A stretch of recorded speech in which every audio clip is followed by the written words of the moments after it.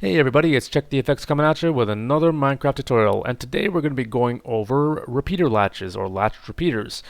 This is a very basic concept that most of you expert redstone engineers probably are very well aware of, but this is going to be a little explanation that I'm going to be using because it's something that I'm going to be using in future tutorials on other concepts as well, and also future builds. So without further ado, let's get to the tutorial. So this is your basic setup. Let's call this repeater here repeater number 1 over here, and we'll call this repeater repeater number 2. And what happens is repeater number 1 has an input and an output, and it basically will behave like a regular repeater so long as it doesn't get any power from this one.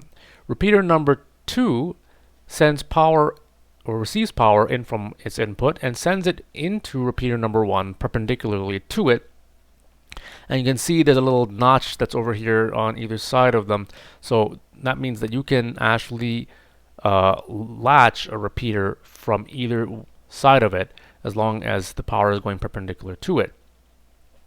So if I go ahead and turn on this lever and turn it off, you'll see repeater number 1, it behaves like a regular repeater.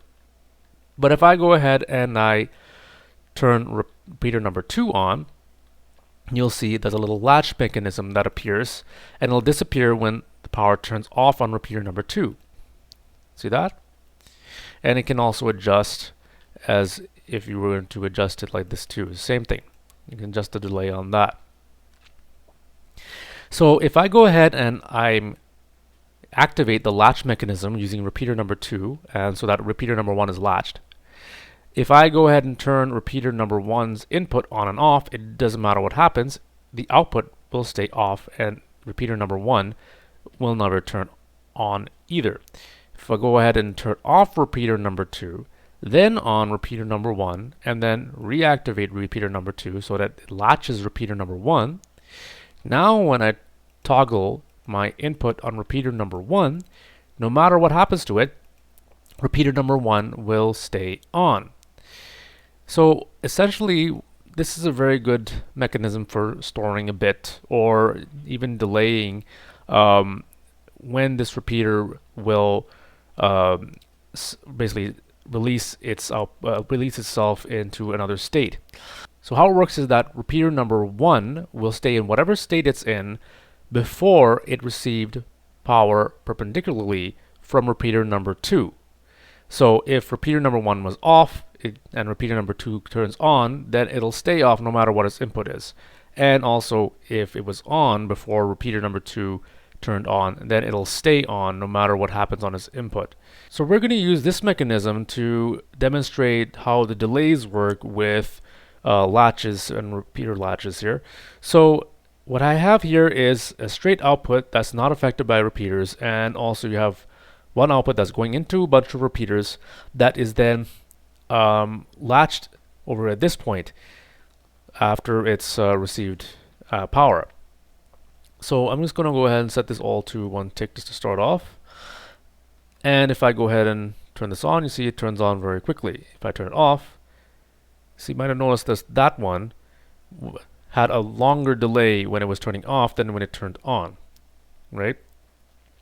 So if I turn these to your maximum number of ticks on all 4, so you have 4 ticks in all, okay, and I go ahead and turn them on, again you'll have this one will turn on at a combination of 8 ticks, but watch what happens when I turn it off. In that case you had about 16 ticks. So you could probably see when I turn the thing on, see this one and this repeater here and this repeater here turn on at the same time, and then this repeater follows and this repeater follows. So this repeater follows this repeater, and this repeater will follow the latched repeater. If I turn it off, what's going to happen is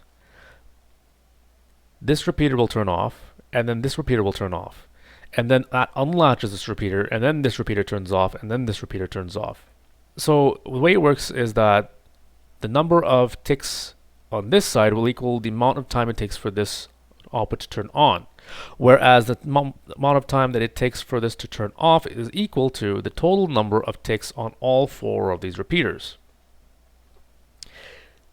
Now let's go ahead and try another little setup. So now in this setup, I've got another repeater over here. So let's go ahead and turn this on. We'll see what happens. You can see what happens is that this repeater gets latched before the power from this repeater can be received by it. So while the output on this side is just a straight output and it turns on, the output on this side does not turn on. But if I turn it off now,